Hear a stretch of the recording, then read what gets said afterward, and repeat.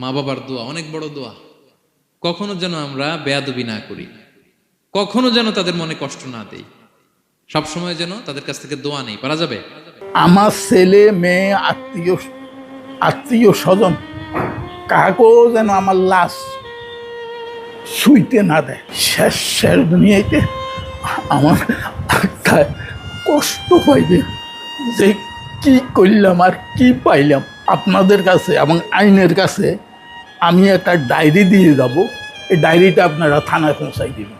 এই টাকা পয়সাটাই হইল আমার সবচেয়ে জীবনের কাল। আমার সন্তানদেরকে আমি এইটাই বলবো যে দেখো, আমার সাথে তোমরা যারা যা করছো এটার ফল তোমরা পাইবা। এত আগের উপদেশ দেখবেন যে মনে হচ্ছে বর্তমান সময়ের জন্য এই উপদেশগুলো আল্লাহ ধরে ধরে কোরআনে তুলে ধরেছেন।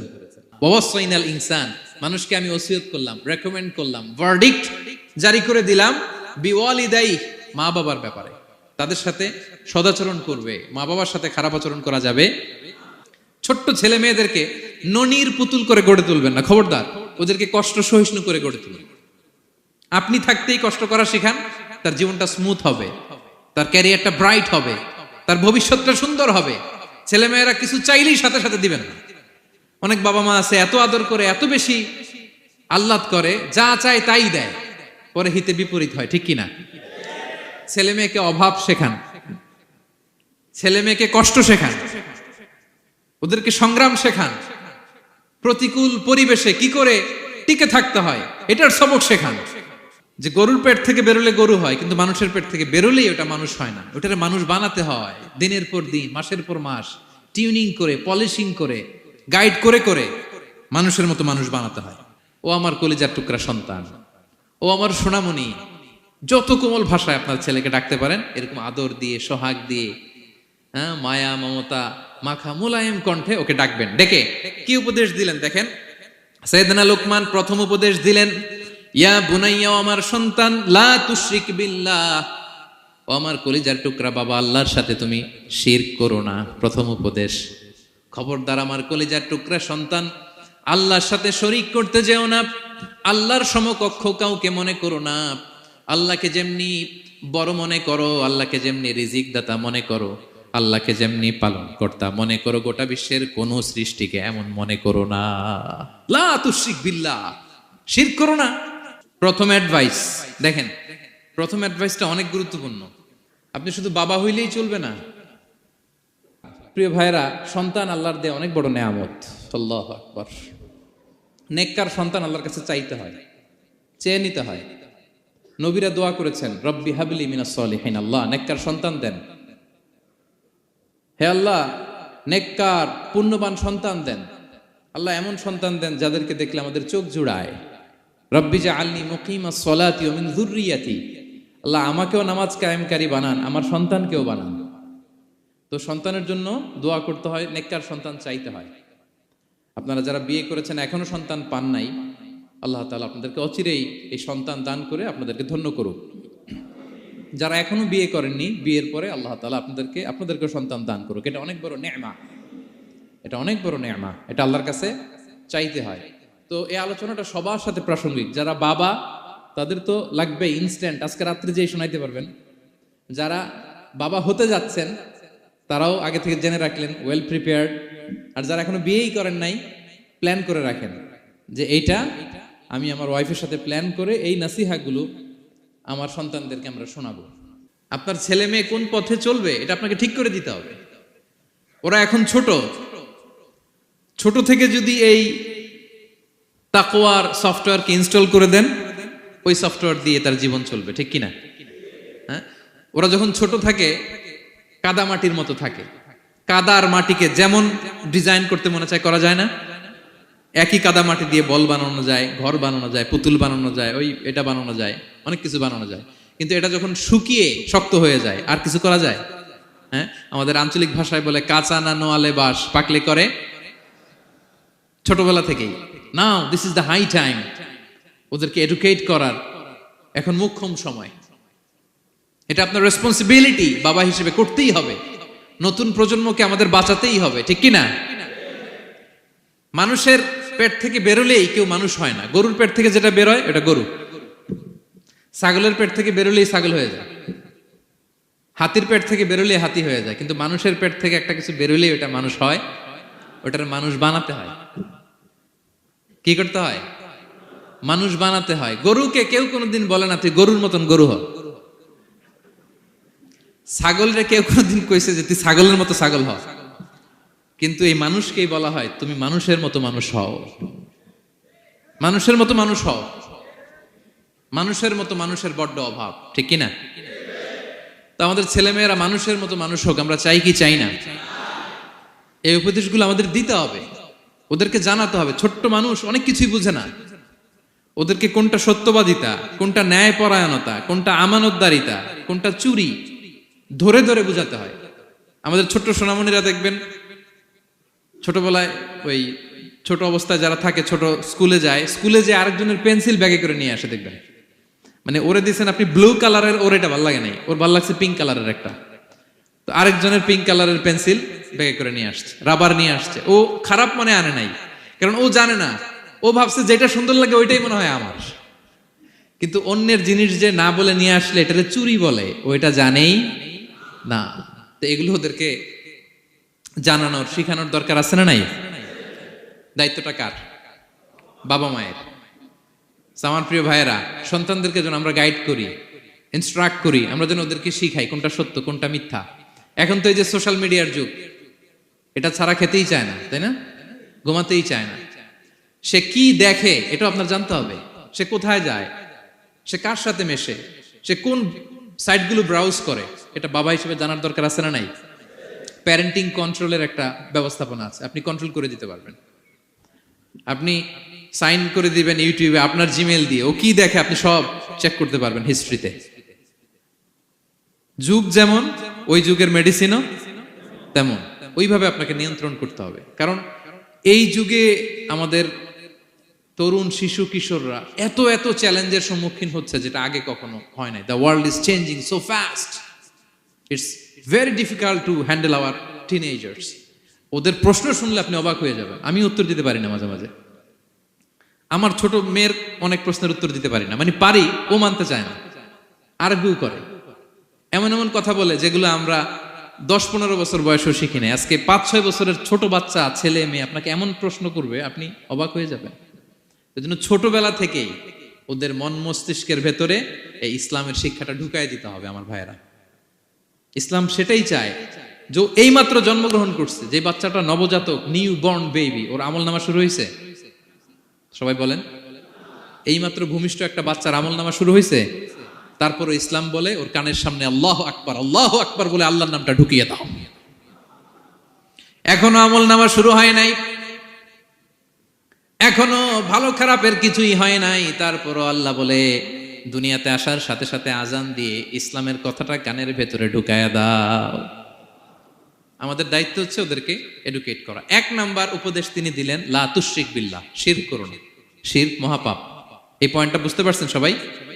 উনি বেসিক্যালি ওনার সন্তানকে 9টা উপদেশ দিয়েছিলেন। কয়টা? সবাই বলুন, 9টা।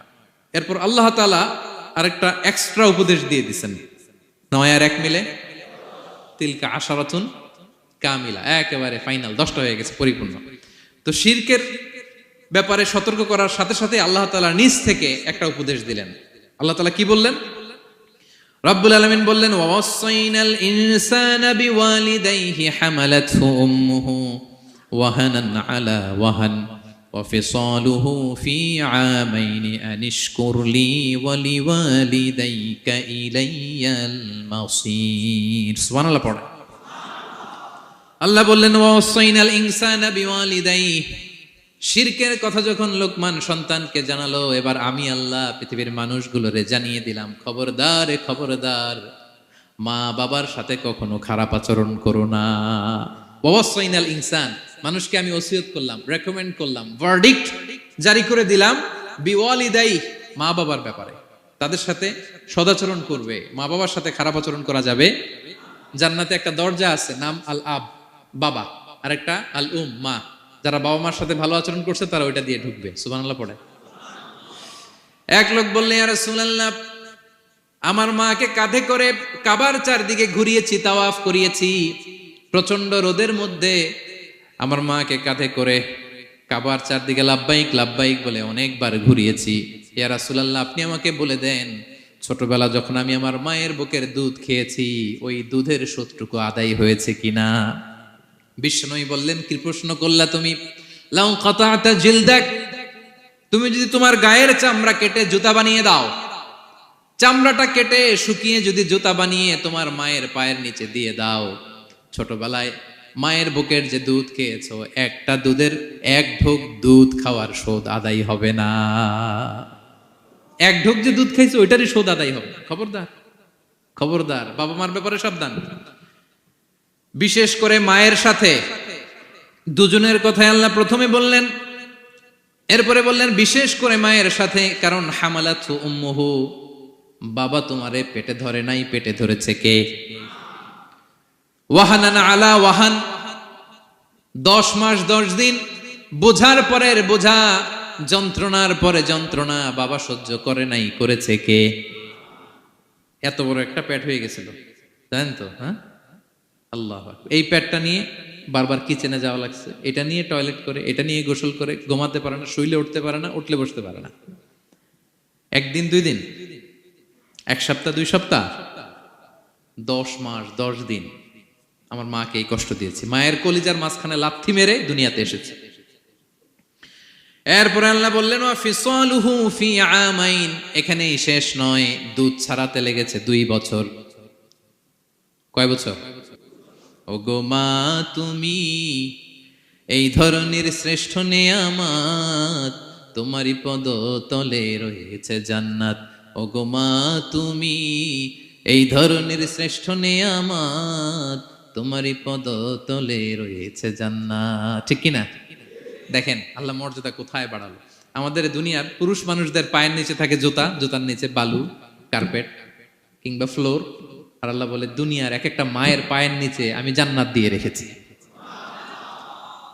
এই পৃথিবীটারে 100 বার বিক্রি করলে জান্নাতের একটা চেয়ারের দাম হবে? বুঝে শুনে উত্তর দিবেন। এই পৃথিবীটাকে, পৃথিবীর যে সম্পদ, এটা এস্টিমেশন করে, হ্যাঁ, 1000 বার বিক্রি করলে যে দামটা হবে ওই দাম দিয়ে জান্নাতের একটা চেয়ারের দাম হবে? এই পৃথিবীর 10,000 কোটি বার বিক্রি করলে যেই অ্যাসেট হবে, যে অ্যামাউন্ট হবে, ভ্যালিউ হবে, ওই দাম দিয়ে জান্নাতের একটা টেবিলের দাম হবে? আর যেই জান্নাত, পুরো জান্নাতটা মায়ের পায়ের নিচে পড়ে আছে, ওই পা দুইটার দাম কত? সুবহানাল্লাহ পড়বেন না? মা বাবার দোয়া অনেক বড় দোয়া। কখনো যেন আমরা বেয়াদবি না করি, কখনো যেন তাদের মনে কষ্ট না দেই, সবসময় যেন তাদের কাছ থেকে দোয়া নেই। পারা যাবে? এটা আল্লাহ তাআলা ঢুকিয়ে দিলেন। তাহলে সাইয়েদনা লোকমান প্রথমে বলল বাবা শিরক করো না। এরপরে রব্বুল আলামিন বললেন শিরকের পরে তোমাদের সবচাইতে বড় দায়িত্ব যে বাবা মা তোমাদের জন্য এত কষ্ট করেছে, তাদের সাথে খারাপ আচরণ করো না। 2টা হয়ে গেল। কয়টা? আওয়াজ করে বলেন কয়টা? 3 নম্বরে সাইয়েদনা লোকমান আলাইহিস সালাম ছেলেকে বললেন ইয়া বুনাইয়া ইন্নাহা ইন তাকু মিসকালা হাববাতিন মিন খারদালিন ফাতাকুম ফি সখরাতিন আও ফিস সামাওয়াতি আও ফিল আরদি ইয়াতি বিহাল্লাহ ইন্নাল্লাহা লাতীফুন খাবীর। 3 নম্বরে সাইয়েদনা লোকমান বললেন বাবা সরিষার দানা পরিমাণ কোনো ভালো কাজ যদি তুমি করো কিংবা খারাপ কাজ যদি তুমি করো, সেটা যদি মাউন্ট এভারেস্টের উপরে উঠে করো কোনো খারাপ কাজ, আও ফিস সামাওয়াতি মহাশূন্যে যেয়ে যদি করো, আও ফিল আরদে জমিনের অতল গহ্বরে কোনো সুড়ঙ্গ বানিয়ে সেখানেও যে যদি কোনো পাপ করো, ইয়াতি বিহাল্লাহ সেটাও আল্লাহ নিয়ে আসবে। কোনো পাপ বা কোনো ভালো কাজ আকাশে উঠে, পাহাড়ে উঠে কিংবা সুড়ঙ্গ করে জমিনের ভিতরে ঢুকেও যদি করো, কিয়ামতের দিন আমলনামায় সেটা দেখতে পাবে। সুবহানাল্লাহ পড়বেন না? কারণ ইন্নাল্লাহা লাতীফুন খাবীর, তিনি হলেন লতিফ সূক্ষ্মদর্শী। যত ছোট কাজই করো না কেন তার চোখে ফাঁকি দেয়া যায়। তার মানে 3 নাম্বার উপদেশে সাইয়েদনা লোকমান তার ছেলেকে আল্লাহর শক্তি, আল্লাহর ক্ষমতার ব্যাপারে একটা ধারণা দিচ্ছেন। নিজের ছেলেকে তার রবকে চিনাইতে হবে। আমাদের রবকে আমাদের চিনার দরকার আছে না নাই? ছেলেকে বোঝাবেন, বাবা ওই যে তুমি মসজিদে আমার সাথে যে সেজদা দাও, কারে দাও জানো? তিনি কত বড়, তিনি কত বিশাল ক্ষমতার অধিকারী। তুমি সামান্য কোনো ভালো কাজ কিংবা খারাপ কাজ এটা যদি মহাশূন্যে উঠেও করো, পাহাড়ের চূড়ায় গিয়েও যদি করো, জমিনকে ফেড়ে সুরঙ্গের ভেতরে ঢুকেও যদি করো, তার চোখকে কঠিন কালেও ফাঁকি দেয়া যাবে। তার মানে 3 নম্বরে আল্লাহর ধারণার ব্যাপারে, শক্তির ব্যাপারে, ক্ষমতার ব্যাপারে, আল্লাহ তাআলার অথরিটির ব্যাপারে, ক্যাপাসিটির ব্যাপারে একটা স্বচ্ছ ধারণা দিয়ে দিল। তুমি জানো নাকি কোন রবের ইবাদত তুমি করো? গোটা দুনিয়ার সবার চোখকে ফাঁকি দেয়া গেল, আল্লাহর চোখকে কঠিন কালেও ফাঁকি দেয়া যায় না, ঠিক কি না? এই পৃথিবীতে সবার চোখকে ফাঁকি দেয়া যায় কি যায় না? পুলিশের চোখ, সিকিউরিটির চোখ, বিমানবন্দরে কাস্টমস অফিসারের যে অফিসার থাকে তাদের চোখ, বিভিন্ন জায়গায় বড় বড় যে সিসি ক্যামেরা থাকে, এগুলো ফাঁকি দেয়া যায়। ফাঁকি দেয়া যায় না একজনের চোখ। আওয়াজ করে বলুন তো তিনি কে? ফাঁকি দেওয়া যায়? আচ্ছা বলেন, এই ছোটবেলা থেকেই এই সেন্সেশন, এই অনুভূতি যদি, এই অনুভূতির সফটওয়্যার যদি আপনার ছেলের মাথায় ঢুকায় দেন, এই ছেলে কোনোদিন দুর্নীতি করবে? খাদ্যে ভেজাল দিবে? মাছে ফরমালিন দিবে? প্রতিবেশীকে কষ্ট দিবে? অনিয়ম করবে? অন্যের অধিকার হরণ করবে না। এজন্য ছোটবেলা থেকেই তার রবকে চিনায় দিতে হবে, রবকে চিনায় দিতে হবে। 3 নম্বরে ছেলেকে তিনি বললেন, বাবা অতি ক্ষুদ্র ভালো কাজ কিংবা খারাপ কাজ যেখানেই করো না কেন, কিয়ামতের দিন সেটা তুমি দেখবা। তার মানে তখন থেকে সে বুঝবে আমি যাই করি না কেন, ভালো করলে এটার একটা প্রতিদান, একটা রিওয়ার্ড আমি পাবো, ঠিক না? আর খারাপ যদি করি এটার শাস্তি আমাকে ভোগ করতেই হবে। আল্লাহর সুপ্রিম কোর্টের কাঠগড়ায় আমাকে দাঁড়াতেই হবে। নিক্তি পাল্লা, মাওয়াজিন আল কিসত, ন্যায়ের মানদণ্ড আল্লাহ সেদিন স্থাপন করবেন। আমরা যেটা মিজানের পাল্লা বলি, এটা মূলত ন্যায়ের মানদণ্ড। সামান্য ক্ষুদ্রাতি ক্ষুদ্র জিনিস দিলেও ওইখানে টের পাওয়া যায়। সুবহানাল্লাহ পড়েন। আচ্ছা, আমরা যে চাল কিনি, ডাল কিনি, ধরেন 10 কেজি চালের একটা বস্তা কিনছি, দেখবেন যে অনেক সময় মাপটা একুরেট হয় না। 10 কেজির যে হয়তো একটু বেশি অথবা হয়তো একটু কম, এরকম হয় না অনেক সময়? 5 কেজি কিনছেন এক দোকান থেকে, আরেক জায়গায় যে ভালোভাবে মাপ দিয়ে দেখবেন যে একটু বেশি হয়েছে অথবা একটু কম হয়েছে, ঠিক কিনা?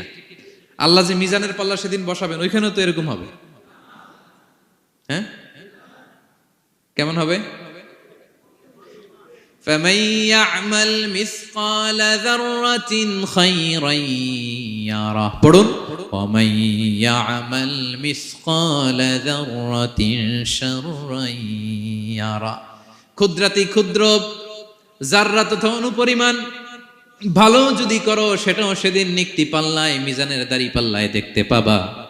ক্ষুদ্রাতি ক্ষুদ্র খারাপও যদি করো, সেদিনও মিজানের পাল্লায় সেটা তুলে দিবে কে?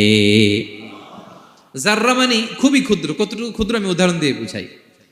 শীতের সকালে টিনের ঘরে যারা কোনোদিন থেকেছেন, এখানে তো শীত নাই, মালয়েশিয়াতে সারা বছর গরম। শীতের সিজনের কথা মনে আছে তো আপনাদের? না মালয়েশিয়া থাইকা সব ভুলে গেছেন? শীতকাল, শীতকাল মনে আছে?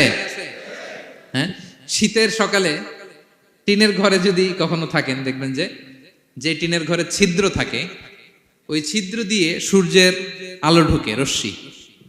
মনে পড়ছে? শীতের সকাল, টিনের ছিদ্র দিয়ে দেখবেন চিকন একটা সূর্যের রশ্মি ঢুকছে। ওটার কাছে গেলে দেখা যায় সামান্য ধুলাবালি, কেমন যেন ডাস্ট উড়ে এটার মধ্যে। অন্যদিকে কিন্তু দেখা যায় না, এদিকে নাই, কিন্তু ওই ছিদ্রটার কাছে গেলে দেখা যায় আলো যেদিক থেকে পড়ছে নিচ পর্যন্ত পুরোটার মধ্যে ধুলিকণা। আসলে ধুলিকণা কি শুধু এদিকেই না, পুরা ঘরেই? পুরা ঘরেই আছে। ওইদিকে আলো পড়ছে, ওটা দেখা যায়। ওই যে ছোট্ট সূর্য রশ্মির মধ্যে কাছে গেলে যে ছোট্ট ছোট্ট ধুলিকণা দেখা যায়, ওইটার নাম হচ্ছে যাররা।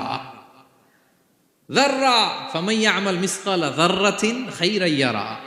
এই ধুলিকণার ডাস্টের যাররা পরিমাণ ভালো করলে সেটাও দেখতে পাবা, আবার যাররা পরিমাণ খারাপ করলে সেদিন কিয়ামতের ময়দানে মিজানের পাল্লায় সেটাও দেখতে পাবা। পড়েন সুবহানাল্লাহ।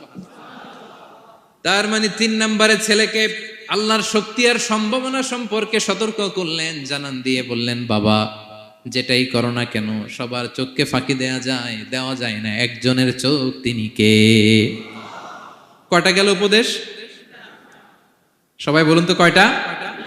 3টা। 4 নম্বরে লোকমান আলাইহিস সালাম বললেন, ইয়া বুনাইয়া আকিমিস সালাহ, ও ও আমার সন্তান, 4 নম্বরে উপদেশ হলো তোমাকে নামাজ কায়েম করতে হবে। নামাজ, সবার আগে নামাজ। কাজকে বলে দাও আমার নামাজ আছে, নামাজকে বলো না কাজ আছে, ঠিক কি না? সালাত কায়েম করো, হো সালাত কায়েম করো, হবে জান্নাতি তুমি, হবে জান্নাতি তুমি। দিবে কাল হাসরে শীতল ছায়া আরশে আজিম, রব্বিয়াল আলা রব্বিয়াল আযীম, রব্বিয়াল আলা রব্বিয়াল আযীম। সুবহানাল্লাহ পড়েন। 4 নম্বরে আকিমিস সালাহ। ও আমার কলিজার টুকরা সন্তান, নামাজ কায়েম করো। নামাজ, নামাজ। কিয়ামতের ময়দানে সর্বপ্রথম যে জিনিসটার হিসেব আল্লাহ চাইবেন ওটা কি? সবাই বলেন একসাথে, সেটা কি? বিশ্বনবী ইন্তেকালের আগে বললেন আস-সালাত আস-সালাত ওয়া মা মালাকাত আইমানুকুম, ও আমার উম্মতেরা নামাজ, নামাজ। বিশ্বনবীর রূহু বের হয়ে যাবে, মালাকুল মাউত চলে আসলো, এখনই রূহু মুবারক কবজ করে নিয়ে যাবে। অন্তিম মুহূর্তে গোটা উম্মার জন্য বিশ্বনবী যে মেসেজটা ড্রপ দিয়ে গেলেন সেটার নাম হলো নামাজ। সালাত আস-সালাত। উম্মতেরা নামাজ নষ্ট করো না, নামাজ নষ্ট করো না। আউয়ালু মা ইউহাসাবু বিহিল আবদু ইয়াউমাল কিয়ামাতি আস-সালাহ। কিয়ামতের ময়দানে সর্বপ্রথম আল্লাহ যে জিনিসটার হিসাব চাইবেন সেটা কি? ফা ইন সলুহাত সলুহা সাইরু আমালি। এটা যদি ঠিক হয়ে যায় পুরো আমলনামা ঠিক হয়ে যাবে। ওয়া ইন ফাসাদাত ফাসাদা সাইরু আমালি। নামাজের হিসাব দিতে যেয়ে যদি আপনার গন্ডগোল লেগে যায়, আপনার পুরো আমলনামাটারে গন্ডগোল করে দিবে কে? এজন্য সবার আগে সালাত। ছেলেকে বোঝাবেন, বাবা নামাজ কায়েম করো, তার মানে একা একা পড়ো না, জামাতে পড়ো। নামাজ পড়া আর কায়েম করায় পার্থক্য আছে। একা একা পড়া যায়, কিন্তু একা একা কায়েম করা যায়? বলেন। তার মানে বাবা একা একা নামাজ পড়ো না, জামাতে পড়ো। বিকেল বেলায় তোমার বন্ধুকে নিয়ে খেলার মাঠে যখন ক্রিকেট খেলতে খেলতে মাগরিবের সময় হয়ে যায়, একা একাই মসজিদে যাবা না, তোমার বন্ধুরেও নিয়ে যাবা। একা একা জান্নাতে গেলে মজা আছে? সবাই মিলে একসাথে গেলে কেমন হয়? হ্যাঁ, সবাই মিলে একসাথে জান্নাতে যাওয়া লাগবে না? তার মানে ছেলেরে বুঝালেন, বাবা একা একা নয়, সবাইকে নিয়ে নামাজ পড়ো বাপ, জামাতে পড়ো বাপ। গোটা সমাজটারে মুসল্লি সমাজ বানাবা, এটার নাম হচ্ছে ইকামাতুস সালাহ। ছেলেকে বললেন আকিমিস সালাহ, ও আমার কলিজার টুকরা বাজান নামাজ কায়েম করো। বিষ্ণু ঈসা ইসলাম বললেন মুরু সুবিয়ানাকুম বিস-সালাতি ওয়া হুম আবনাউ 7 সিনিন। তোমাদের ছেলে মেয়েদের বয়স যখন 7 হয় তখন থেকে নামাজের আদেশ করো। ওয়াদরিবুহুম আলাইহা, আর তাদেরকে শাসন করো। ওয়াদরিবুর অনেক অর্থ হতে পারে। শাসন করো, একটু রূঢ় আচরণ করো, প্রয়োজনে মৃদু প্রহার করো। যখন তাদের বয়স হয়ে যায় 10, বয়স হয়ে যায় 10 কিংবা তার উপরে, আমাদের ছেলে মেয়ে আছে বয়স, দেখি কয়জন আছে দিকে 10 বছরের। হ্যাঁ দেখছেন, কঠোর হইতে হবে আপনাদের যদি নামাজ না পড়ে। হাত নামান। 7 পর্যন্ত নিয়ে যাবেন সাথে করে। বয়স যখন 7 হয়, বারবার যখন সালাতের কথা বলবেন সাথে করে নিয়ে দাঁড়াবেন। জুমার দিন মসজিদে নিয়ে যাবেন, মাঝে মাঝে নামাজে নিয়ে যাবেন। 7, 8, 9 এই 3 বছরের ট্রেনিং এ 10 বছর তো এমনি পাক্কা নামাজে হয়ে যাবে, ঠিক কি না? নাকি বলবেন হুজুর আমি তো পড়ি না, আমারই তো খবর নাই। হ্যাঁ, ছেলেরা যে বলবো বাবা নামাজ কায়েম কর, এর আগে কিন্তু নিজের মুসল্লি হইতে হবে। এটা বুঝতে পারতেছেন তো? হ্যাঁ, ছেলেকে বলতে হইলে আগে নিজের মুসল্লি হইতে হবে। নামাজের ব্যাপারে নো কনসিডারেশন, কোনো ছাড় নাই। সালাত আপনাকে পড়তেই হবে যে কোনো পরিস্থিতিতে। এজন্য 7 বছর বয়স থেকে বিশ্বনবী ওয়ার্নিং দিতে বলেছেন। 10 বছর বয়স হলে প্রয়োজনে রূঢ় আচরণ করো, শাসন করো, প্রয়োজনে মৃদু প্রহার করো। খবরদার, খবরদার। একসাথে মাঝে মাঝে নিজেরাও ঘরে পড়বেন। মসজিদে তো যাবেনই, বাইরে বৃষ্টি, যেতে পারছেন না, নিজেই ইমাম হয়ে দাঁড়ায় যান। আপনার ছেলে 2 জন আপনার পিছনে দাঁড়াবে, আপনার স্ত্রী আর মেয়েরা তার পরের কাতারে দাঁড়াবে। হ্যাঁ, নারী পুরুষ একই কাতারে দাঁড়াতে পারে না। অথবা আপনার ছেলেটার ইমাম বানায় দেন, ও নামাজ পড়াইতেছে, আপনারা পড়তেছেন, ভালো লাগবে না? A family that prays together stays together, ইংরেজিতে একটা কথা বলে। A family that prays together stays together. যে ফ্যামিলি একসাথে নামাজ পড়ে এই ফ্যামিলি একসাথে টিকে থাকে শান্তিতে অনেক দিন, ঠিক কিনা? এজন্য ঘরে মাঝে মাঝে জামাতে নামাজ পড়বেন, ঘরটারে বরকত দিয়ে পূর্ণ করে দিবে কে? এজন্য সাইয়েদনা লোকমান বললেন, আকিমিস সালাহ, আমার কলিজার টুকরা সন্তান, নামাজ নামাজ নষ্ট করো না, নামাজ নষ্ট করো না। অনেক ফ্যামিলি আছে, অনেক ফ্যামিলি নিজেও নামাজি, ছেলে মেয়েদেরকেও নামাজের কথা বলে, পড়ায়, জোহর পড়তে দেয়, আসর পড়তে দেয়, মাগরিব পড়তে দেয়, এশা পড়তে দেয়, ফজর পড়তে দেয় না। ফজর নিয়ে টেনশন নাই, কেন? বলতেছে ঘুমায় হুজুর। কি করে? আমার কলিজার টুকরা সন্তান ঘুমায় হুজুর, কাঁচা ঘুম কেমনে ভাঙাই? আচ্ছা, ফজরের সময় যদি আপনাদের কন্ডোমিনিয়ামে আগুন লাগে কি করবেন? ফজরের সময় লাগছে আগুন, আরেকটু ঘুমাক, কাঁচা ঘুম, হ্যাঁ বলবেন? বলবেন? কথা বুঝে নাই বোধহয়। যে বাবা মারা মনে করে সকালে কিভাবে ডাকি, উঠতে চায় না হুজুর, কাঁচা ঘুম, কষ্ট হয়ে যায়, ফজরের সময় যদি আগুন লেগে যায় আপনার ঘরে কি করবেন? আরেকটু ঘুমাক, কাঁচা ঘুম। দুনিয়ার আগুন থেকে নিজের সন্তানকে বাঁচানোর জন্য যেমনি ডেকে উঠান, দুনিয়ার আগুন থেকে রক্ষা করার জন্য যেমনি ডাকেন, উঠায় নিয়ে আসেন, জাহান্নামের কঠিন আগুন থেকে বাঁচানোর জন্য ফজরের সময়ও ডাকার দরকার আছে না নাই? দুনিয়ার আগুনের চেয়ে কমপক্ষে 70 গুণ বেশি তেজওয়ালা। হ্যাঁ, বিষ্ণু বলেন, নারুকুম তুকিদুন, যে আগুন দিয়ে কিচেনে রান্না করো, জাহান্নামের আগুন কিন্তু এই আগুন নয়। জাহান্নামের আগুন দুনিয়ার আগুনের চাইতে কমপক্ষে 70 গুণ বেশি তেজওয়ালা। তাহলে ফজরের সময় ডাকবেন তো ছেলে মেয়েকে? হ্যাঁ, নিজেও পড়বেন, ছেলে মেয়েদেরকেও ডাকবেন। আকিমিস সালাহ। 4 নম্বরে বললেন, বাবা নামাজ কায়েম করো, নামাজ নামাজ ছেড়ে দিও না। 5 নম্বরে বললেন, ওয়া'মুর বিল মা'রুফ, ভালো কাজের আদেশ করো। 6 নম্বরে বললেন, ওয়ানহা আনিল মুনকার, খারাপ কাজ থেকে নিষেধ করো। দেখেন কি বাবা ছিল সাইয়েদনা লোকমান। ছেলেরা বললেন, নামাজ পড়ার পরে বললেন, ওয়া'মুর বিল মা'রুফ, ভালো কাজের আদেশ করবা, ভালো কাজের আদেশ করো। ওয়ানহা আনিল মুনকার, মন্দ কাজ থেকে নিষেধ করো। আমরা অনেকে নিজেরাই ভালো করি, নিজেরাই ভালো কাজ করি, অন্যদেরকে বলি না, এরকম আছে না নাই? সমাজে পাপ হলে, অন্যায় হলে আমরা কথা বলতে চাই না, এরকম আছে না নাই?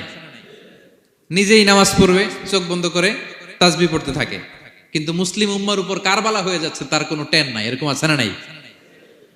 গোটা বিশ্বে মুসলমানদের উপর দিয়ে কি যাচ্ছে, সমাজে কি চলছে তার কোনো আন্দাজ নাই, খোঁজ খবর নাই, শুধু নিজেই জিকির করে, এরকম আছে না নাই?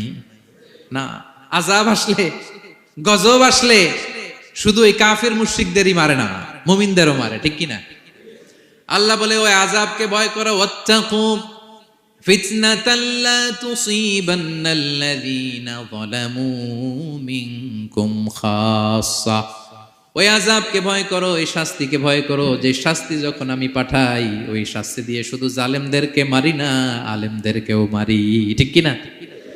কারণ তুমি আলেম হয়ে বসেছিলা কেন? তুমি সমাজকে বাঁচাও নাই কেন? শুধরে দাও নাই কেন? শুদ্ধাচারের অভিযানে তুমি নামো নাই কেন? ঠিক কিনা? তুমি একা একা জিকির করে তোমার আল্লাহর ওলি হইতে বলছে কে? গোটা সমাজকে তোমার বাঁচাতে হবে। একটা জাহাজ 2 তলা, আপনি আছেন 2য় তলায়, নিচ তলায় একদল লোক জাহাজের তলা ছিদ্র করতেছে। জাহাজের তলায় ছিদ্র করলে কি ঢুকে? তা আপনি যদি বলেন ওরা নিচে আছে ছিদ্র করতেছে, ওরা করুক, আমি থামাবো কেন? আমার তো দোষ নাই, আমি তো ছিদ্র করি নাই। ছিদ্র করছে কারা? ওরা। পানি ঢুকলে ওরা মরবে, আমি তো বেঁচে যাবো। বাঁচবে? কারণ সে তো জাহাজের ভিতরেই। আপনি যে যদি এই পাগলগুলারে না থামা, ওরা তো মরবেই, আপনিও শেষ। চিল্লায় বলেন ঠিক কিনা?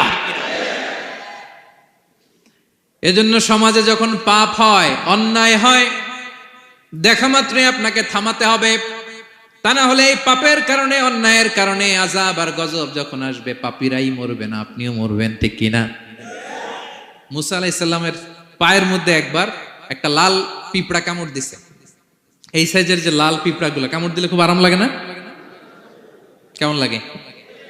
হ্যাঁ, খুব ব্যথা করে, প্রচন্ড ব্যথা করে। তো মুসা আলাইহিস সালামের মেজাজ কি নরম না গরম? খুব তাড়াতাড়ি রেগে যেতেন উনি। এক এক নবীর এক এক অ্যাট্রিবিউটস ছিল, হ্যাঁ, এক এক বৈশিষ্ট্য ছিল। উনি অনেক রেগে যেতেন। উনি থাপ্পড় মেরে একবার ফেরাউনের বাবুর্চিকে দুনিয়া থেকে শেষ, এক থাপ্পড়, এত শক্তি। সেই বুখারীতে এসেছে মালাকুল মাউতকে মারছিলেন একটা। ওই যে ছোটবেলা থেকে মারার অভ্যাস, ছোটবেলায় কার গালে দিছিল জানে না বোধহয়? ফেরাউন। অন্যায় দেখলেই ছোটবেলায় ফেরাউনের গালে দিছে একটা, বড় হয়ে ফেরাউনের বাবুর্চির একটা, এরপরে মালাকুল মাউতকেও একটা। এর কারণ মালাকুল মাউত আবার মালাকুল মাউতের মতো আসেনি, মানুষের আকৃতিতে এসেছিল। তো পারমিশন না নিয়ে ঢুকছে। উনি ভাবছে এমনি মানুষ, কিরে পারমিশন নিলি না কেন? তো মুসা আলাইহিস সালামের পায়ের মধ্যে লাল পোকা, লাল পিঁপড়া কামড় দিছে, প্রচন্ড ব্যথা পাইতেছে আর ডলতেছে আর রেগে গেছে। রেগে তাকায় দেখে এদিকে লাল পিঁপড়ার বাসা, যে পা দিয়ে ডোলে সবগুলোর মেরে ফেলছে। তো ঘটনাটা ছিল মুসা আলাইহিস সালাম আল্লাহকে জিজ্ঞেস করছিলেন, এই ঘটনাটা আল্লাহ কেন ঘটাইছে? আল্লাহকে জিজ্ঞেস করছিলেন, আল্লাহ আযাব যখন কোনো এলাকায় পাঠান তখন তো শুধু জালিমরাই মরে না, ভালো লোকগুলাও তো মারা যায়। তো এই আযাবে ভালো লোকগুলা কেন মরে? আল্লাহ উত্তর দেয় না, এই ঘটনা ঘটাই দিছে। পিঁপড়া যখন কামড় দিছে রেগে সবগুলোর মেরে ফেলছে। আল্লাহ বলে, মুসা কামড় দিছিল কয়টা? কয় আল্লাহ একটা। তো ওগুলোর মারলা কেন? অ্যাকশনে যখন যায় এত কিছু দেখে অ্যাকশন নেওয়া যায় না। এজন্য আল্লাহ বলেন, ওয়াত্তাকু ফিতনাতাল লা তুসিবান্নাল্লাযীনা যালামু মিনকুম খাসসা। ওই ফিতনাকে মানে ওই আযাবকে ভয় করো, যে আযাব যখন আসবে শুধু খারাপ লোকগুলার উপরে আসবে না, ভালো লোকগুলাও বাঁচতে পারবে। কারণ ভালো মানুষরা আশেপাশের লোকদেরকে ভালো বানায় নাই কেন? একা নামাজ পড়েছো কেন? নামাজের দাওয়াত দাও নাই কেন? নিজে হালাল খাইছো, সমাজটারে হালাল দিয়ে বিনির্মাণ করো নাই কেন? এজন্য আযাব আসলে শুধু জালেমদের উপরে আসে না, আলেমদের উপরে আসে। খবরদার। এজন্য ছেলেরে বললেন, বাবা শুধু নামাজ পড়লেই হবে না, ওয়া'মুর বিল মা'রুফ, ভালো কাজের আদেশ করবা, ওয়ানহা আনিল মুনকার, খারাপ কাজ থেকে নিষেধ করবা। এটা আসলে দায়িত্ব হচ্ছে সরকার প্রধানের। যারা ক্ষমতার চেয়ারে বসে তাদেরকে আল্লাহ 4 দফা মূলনীতি দিয়েছেন। আল্লাযীনা মাক্কান্নাহুম ফিল আরদি আকামুস সালাতা ওয়া আতাউয যাকাতা ওয়া আমারু বিল মা'রুফি ওয়া নাহাউ আনিল মুনকার ওয়ালিল্লাহি আকিবাতুল উমুর। আল্লাহ বলেন, যাদেরকে আমি ক্ষমতার চেয়ারে বসাই 4টা দায়িত্ব তাদেরকে দেই। তাদের প্রধান কাজ নামাজ কায়েম করবে, সমাজে যাকাত আদায় করবে, ভালো কাজের আদেশ করবে, তারপরে মন্দ কাজের নিষেধ করবে। ক্ষমতার চেয়ার যারা পায় তাদের জন্য মূলনীতি এটা। তো এরা তো করে না, আমাদের কি করতে হবে? ঠিক কিনা? ভালো কাজের আদেশ করতে হবে, মন্দ কাজের নিষেধ করতে। বিষ্ণু ইসলাম বললেন, মান রাআ মিনকুম মুনকারা, চোখ দিয়ে যে সমাজে খারাপ দেখে, ফালিয়ুগাইয়িরহু বিয়াদি, সেজন্য হাত দিয়ে ঠেকিয়ে দেয়। হাত দিয়ে। ফাইন লাম ইয়াস্তাতি' ফাবিলিসানি, হাত দিয়ে না পারলে মুখ দিয়ে। কারণ আপনার অনেক সময় এরকম পরিস্থিতি নাও হতে পারে যে আপনার এত পাওয়ার নাই যে আপনি হাত দিয়ে থামাই দিবেন, এরকম হয় না? অক্ষম, আমি পারি না। তখন মুখ দিয়ে কিভাবে পরিবর্তন করবেন বলেন, নাসিহা করেন, কাউন্সিলিং করেন, জনমত গড়ে তোলেন। ফাইন লাম ইয়াস্তাতি' ফাবিকলবিহি, হাত দিয়েও থামাতে পারলেন না, মুখ দিয়েও প্রতিবাদ করতে পারলেন না, বিশ্বনবী বললেন অন্তত অন্তর দিয়ে সেটাকে ঘৃণা করবা। অন্তর দিয়ে ঘৃণা করো, অন্তর দিয়ে এটাকে পরিবর্তন করে দেওয়ার প্ল্যান করো, হৃদয়ে হৃদয়ে। ওয়াযালিকা আদাফুল ঈমান, এটা হচ্ছে ঈমানের সর্বনিম্ন স্তর। এর নিচেও যদি যান, মানে আপনার দিলেও লাগে না, বিষ্ণু বলে তাহলে তোমার অন্তরে ঈমানের ছিটে ফোঁটা নাই। চিল্লা এখন ঠিক কিনা? এজন্য ভালো কাজের আদেশ করো, মন্দ কাজের নিষেধ করো। নামাজের পরপর সাইয়েদনা লোকমান বললেন, বাবা নিজেই ভালো করো না, সমাজে ভালো ছড়িয়ে দাও। ছড়াই দিতে হবে, ভালোকে ছড়াই দিতে হয়। সংঘবদ্ধ জীবন যাপন করতে হয়, আপনাকে দাঁড়াতে হবে, আপনাকে হিম্মত করতে হবে। হিম্মতটাই হচ্ছে ইসমুল আযম, ইসমুল্লাহিল আযম। ইসমে আযম মানে আল্লাহর এমন একটা নাম যেটা দিয়ে দোয়া করলে আল্লাহ কবুল করে। এটা কি? কেউ বলে ইয়া হাইয়ু ইয়া কাইয়ুম, কেউ বলে ইয়া রহমান ইয়া রাহিম। অনেক মুফাসসিরিন, অনেক মুহাদ্দিসিন এক একটা বলছে যে এইটা হতে পারে, এটা হতে পারে। অনেকে বলছে হিম্মতটাই হচ্ছে ইসমে আযম। তুমি হিম্মত করে আল্লাহর কাছে চাও, গোটা দুনিয়া পাল্টে যাবে। ঠিক কিনা? এজন্য সমাজের পরিবর্তনের জন্য আপনাকে আগায় আসার দরকার আছে না নাই? ছেলেকে দেখেন, সুবহানাল্লাহ বিহামদি, কিভাবে ছেলেরে গড়ে তুলতে হয়। প্যারেন্টিং লেসন ফ্রম সূরা লুকমান। কিভাবে আপনি প্যারেন্টিং লেসন বের করে আনবেন, বাবা হিসেবে কিভাবে আপনি ছেলেকে গড়ে তুলবেন। নামাজের পরপর সাইয়েদনা লুকমান বললেন, ভালো কাজের আদেশ করবা, মন্দ কাজের নিষেধ করবা। এরপরে বললেন, ওয়াসবির আলা মা আসাবাক ইন্না যালিকা মিন আজমিল উমুর। লোকমান বললেন, ওয়াসবির আলা মা আসাবাক, বিপদে ধৈর্য ধরো। কারণ লোকমান আলাইহিস সালাম ভালো করেই জানেন যে নামাজ কায়েমের আন্দোলন করে, যে সত্যের পথে আহ্বান করে, যে অন্যায় কাজে বাধা দেয়, সমাজ তারে ওয়েলকাম করে না। তার জীবনে দুঃখ আছে, তার জীবনে দুঃখ আছে, তার উপরে হামলা হতে পারে, মামলা হতে পারে, তাকে দেশ ছাড়া করা লাগতে পারে।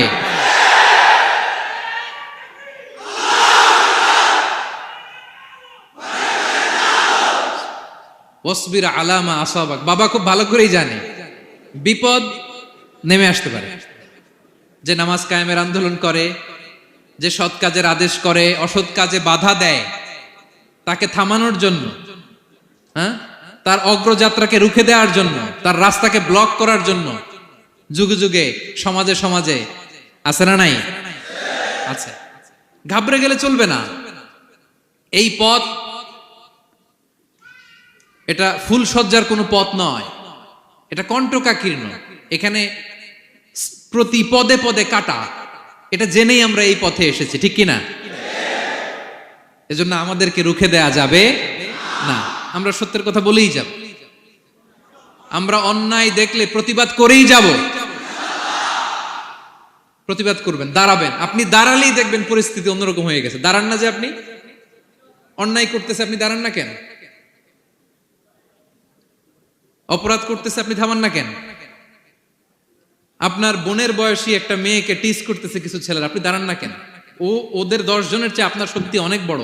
সত্যের যে শক্তি আছে, মিথ্যা তার সামনে মুখ থুবড়ে পড়ে। আপনি দাঁড়ান, আপনি জিজ্ঞেস করেন এরকম করতেছো কেন, টিস করতেছো কেন? আপনি ওখানে জনমত গড়বেন। আপনি দাঁড়ালে আরো 10 জন দাঁড়াবে, ঠিক কিনা? দাঁড়াতে আপনাকে হবে, সাহস করে দাঁড়াতে হবে। সালাত কায়েমের আন্দোলন যারা করে, সৎ কাজের আদেশ যারা দেয়, মন্দ কাজ থেকে নিষেধ যারা করে, তাদের জীবনে পরীক্ষা আছে না নাই? এজন্য সাইয়েদনা লোকমান বললেন, বাবা যেই নাসিহত তোমাকে দিচ্ছি এটা পালন করলে বিপদ আসবে, কিন্তু ঘাবড়ে যেও না, আতঙ্কিত হয়েও না। ওয়াসবির আলা মা আসাবাক, বিপদে ধৈর্য ধরো, ধৈর্য ধারণ করতে হবে। সবর, সবর নিয়ে কোথায় যেন আলোচনা করেছিলাম যে সবর এটা এমন একটা গাছ, যে গাছের চারদিকে থাকে কাটা, কিন্তু ফলটা বড় মিষ্টি। সবর বাংলা জানেন তো কি? ধৈর্য। ধৈর্য এমন একটা গাছ, যে গাছের চারিদিকে কাটা, কিন্তু ফলটা মিষ্টি, সুস্বাদু। এই সুস্বাদু ফল খেতে হলে এই কাটাগুলো সহ্য করতে হবে। ধৈর্য। ছোট্ট ছেলে মেয়েদেরকে ননির পুতুল করে গড়ে তুলবেন না, খবরদার। ওদেরকে কষ্ট সহিষ্ণু করে গড়ে তুলবেন। আপনি থাকতেই কষ্ট করা শিখান, তার জীবনটা স্মুথ হবে, তার ক্যারিয়ারটা ব্রাইট হবে, তার ভবিষ্যৎটা সুন্দর হবে। ছেলেমেয়েরা কিছু চাইলেই সাথে সাথে দিবেন না। অনেক বাবা মা আছে এত আদর করে, এত বেশি আহ্লাদ করে, যা চায় তাই দেয়, পরে হিতে বিপরীত হয়, ঠিক কিনা? ছেলে মেয়েকে অভাব শেখান, ছেলে মেয়েকে কষ্ট শেখান, ওদেরকে সংগ্রাম শেখান, প্রতিকূল পরিবেশে কি করে টিকে থাকতে হয় এটার সবক শেখান। সেদিন লোকমান তাই করলেন, ছেলেদের সবর শিখাইলেন যে বাবা ধৈর্য ধারণ করো, আতঙ্কিত হবা না। জীবন এটা সহজ নয়, জীবন চলার পথ সহজ নয়, এটাকে সহজ করে নিতে হয়। কখনো সবর করে, কখনো ক্ষমা করে, কখনো অন্যকে ইগনোর করে, কখনো দোয়া করে, কখনো আল্লাহর উপর তাওয়াক্কুল করে, ঠিক কিনা? ছেলে মেয়েকে আদর করে বোঝাবেন, বাবা এখন তুমি বাবার হোটেলে খাও, মায়ের হোটেলে ঘুমাও। সারা জীবন এমন চলবে না, দুনিয়াটা বড্ড কঠিন, এখানে কেউ কাউরে জায়গা করে দেয় না, নিজের জায়গা নিজেরই করে নিতে হয়, ঠিক কিনা? ছোটবেলা থেকেই তাকে দৃঢ় মনোবলের করে তুলতে হবে যে বাবা দুনিয়াটা এত সহজ নয়, এটা সহজ করে নিতে হয়। This is the life hacks. এই লাইফ হ্যাক গুলো আপনি শিখাবেন, লাইফ লেসন গুলো শিখাবেন। ধৈর্য ধরো, সৎ কাজের আদেশ দাও, মন্দ কাজের নিষেধ করো। এগুলো করতে গেলে একটু বাধা বিপত্তি আসবে, কিন্তু শেষ হাসিটা তুমিই হাসবে, ঠিক কিনা? বিজয় তোমারই হবে। কি বলেন? সময়ই কথা বলে, সময়ই কথা বলে। বিপদে ধৈর্য ধরো। বিশ্বনবী আল্লাহ বললেন ওয়াসবির আলা মা ইয়াকুলুনা ওয়াহজুরহুম হাজরান জামিলা। নবী হে, বিপদে ধৈর্য হারা হবেন না। ভালো সময় সামনে আসছে, মক্কায় আপনারে কষ্ট দেয়, গণক বলে, জাদুকর বলে, পাগল বলে, মদিনাতে বিজয় আপনারই হবে। ঠিক কি না? ছেলে মেয়ে যেন আশাবাদী হয়ে গড়ে ওঠে, হোপফুল, আতঙ্কিত যেন না হয়। কষ্ট শিখান, ধৈর্য শিখান। আচ্ছা, গেল। এরপর তিনি বললেন ওয়ালা তুসাইর খাদ্দাকা লিন্নাস। ও আমার কলিজার টুকরা সন্তান, ওয়ালা তুসাইর খাদ্দাকা লিন্নাস, অহংকার করে মানুষ থেকে মুখ ফিরিয়ে নিও না। ছেলেরে এবার সোশ্যাল বানানোর চেষ্টা করতেছেন। হ্যাঁ, ওয়ালা তুসাইর খাদ্দাকা লিন্নাস। দেখেন, একটার পর একটা। প্রথমে স্রষ্টারে চিনাইলেন, তাই না? এরপরে স্রষ্টার ক্ষমতা সম্পর্কে শিখাইলেন, এরপরে আধ্যাত্মিকতা শিখাইলেন, এরপরে ইবাদত কি সেটা জানালেন, এরপরে তিনি সোশ্যাল এঙ্গেজমেন্ট কিভাবে করবেন, সোশ্যাল রিফর্ম কিভাবে করবেন শিখালেন। এবার মানুষের সাথে কিভাবে মিশতে হয় সেটা শিখাচ্ছেন। মানে পিপল ওরিয়েন্টেড হও। ওয়ালা তুসাইর খাদ্দাকা লিন্নাস, অহংকার করে মানুষের থেকে মুখ ফিরিয়ে নিও না, মুখ ছিটকাবে না। মানুষকে সম্মান করো, মানুষের সাথে মেশো, বি পিপল ওরিয়েন্টেড। আমাদের অনেক ছেলে মেয়েরা মানুষের সাথে মিশতে পারে না। দোষ কার? বাবা মায়ের। শেখায় না। একটা সময় আমাদের মনে আছে, ছোটবেলায় মেহমান আসলে আমরা এত খুশি হইতাম, কি বলেন? মেহমানের কাছে যাইতাম, সূরা শোনাইতাম, কবিতা শোনাতাম, এটা খেলতাম, ওইটা করতাম। যাওয়ার সময় আমাদেরকে টাকা দিয়ে যেত, হায় রে খুশি। এখন দেখবেন টেনে হিসেবে মেহমানের সামনে আনা যায় না। এরকম আছে না নাই? অনেক ফ্যামিলিতে এরকম আছে যে তারা সারাদিন ডিভাইস নিয়ে, এই ডিভাইস আসক্তি এত মারাত্মক পর্যায়ে পৌঁছেছে যে তারা মানুষের সাথে মিশতে পারে না। এই পাবলিক ওরিয়েন্টেশনটা অনেকের নাই, পিপল ওরিয়েন্টেশন নাই। অনেক ছোট বাচ্চা, মেহমান আসছে, তুমি একটু আসো, সালাম দাও, বসো, আসতে চায় না, বসতে চায় না। কারণ ওরা শিখানো হয় না। সারাদিন দিয়ে রাখছে কি হাতে? মোবাইল। এই জন্য ছোটবেলা থেকে আমরা যেন সামাজিক বানাই, বাচ্চাকে যেন শেখাই, বাবা মুরব্বীকে দেখলে সালাম দিতে হবে। কি করতে হবে? ওরা শিখাবেন। অনেক সময় ছোট বাচ্চারা না বুঝে দারোয়ানের সাথে খারাপ আচরণ করে, ঘরের কাজের বুয়ার সাথে খারাপ আচরণ করে, ড্রাইভারকে বকা দেয়, আছে না নাই? ভদ্রতা, ডিসেন্ট ম্যানার আপনি শিখান নাই তো, শিখবে কোত্থেকে? এই তো শুরুতেই বললাম যে গরুর পেট থেকে বেরোলে গরু হয়, কিন্তু মানুষের পেট থেকে বেরোলেই ওটা মানুষ হয় না। ওটারে মানুষ বানাতে হয় দিনের পর দিন, মাসের পর মাস, টিউনিং করে, পলিশিং করে, গাইড করে করে মানুষের মতো মানুষ বানাতে হয়। তাহলে ছেলেনে বললেন ওয়ালা তুসাইর খাদ্দাকা লিন্নাস, তোমার চেহারাকে মানুষ থেকে ফিরিয়ে নিও না, গণমুখী হও, মানুষের সাথে মেশো। ছেলে মেয়েদেরকে এটা বলবেন। শহরে থাকলে মাঝে মাঝে গ্রামে নিয়ে যাবেন, কাদার মধ্যে ছেড়ে দিবেন, হাট বেটা, হ্যাঁ, কাদায় ছেড়ে দিবেন, পুকুরে ছেড়ে দিবেন, দৌড়াদৌড়ি করতে করতে তারপরে তারা শিখবে, দেখবে। মাছ, জ্যান্ত মাছ দেখে নাই আমাদের অনেক ছেলে মেয়েরা, আছে না নাই? ওরা ভাবে মাছ বোধহয় ওই ইয়ের মধ্যেই পাওয়া যায়, শপিং মলেই পাওয়া যায়, ফ্রিজের মধ্যে থাকে, এরপরে এটা খাইতে হয়। জ্যান্ত মাছ দেখলে দেখবেন ভয় পেয়ে গেছে। কারণ শেকড়ের সাথে এদের কোনো সম্পর্ক নাই। এরা যেন গণমুখী হয়, শেকড়ের সাথে যেন এদের সম্পর্ক থাকে। হ্যাঁ, এটাই দেখেন। এই উপদেশটা কয় হাজার বছর আগের। মনে হচ্ছে যেন আজকের পরিস্থিতি দেখে দেখে লোকমান ইসলাম ছেলেকে অ্যাডভাইস করতেছেন। সুবহানাল্লাহ পড়বেন না? ওয়ালা তুসাইর খাদ্দাকা লিন্নাস, মানুষ থেকে মুখ ফিরিয়ে নিও না। ছেলে মেয়েদের শিখান, মানুষ দেখলে ভয় পেও না, মানুষের কাছে যাও, মানুষের দুঃখ দুর্দশা দূর করার চেষ্টা করো, গণমুখী হও, মানুষকে দেখলে সালাম দাও, মুচকি হাসি দাও, হাত বাড়িয়ে মুসাফা করো। তাহলেই না মানুষের সাথে তুমি মিশবে, শিখবে, জানবে। ঠিক কি না? এরপরে বললেন ওয়ালা তামশি ফিল আরদি মারাহা, আমার কলিজার টুকরা সন্তান, অহংকার করে রাস্তা দিয়ে হেঁটো না। কারণ ইন্নাল্লাহা লা ইউহিব্বু কুল্লা মুখতালিন ফাখুর, আল্লাহ অহংকারীকে পছন্দ করেন না। এবার বডি ল্যাঙ্গুয়েজ শিখাচ্ছেন ছেলেকে, কিভাবে হাঁটবে। আমাদের অনেক সময় ছেলে মেয়েরা খুবই ভালো, নিষ্পাপ, শুধু ভিতরটা পরিষ্কার হইলে হবে না, আপনার জেস্টারও তো ভালো হইতে হবে।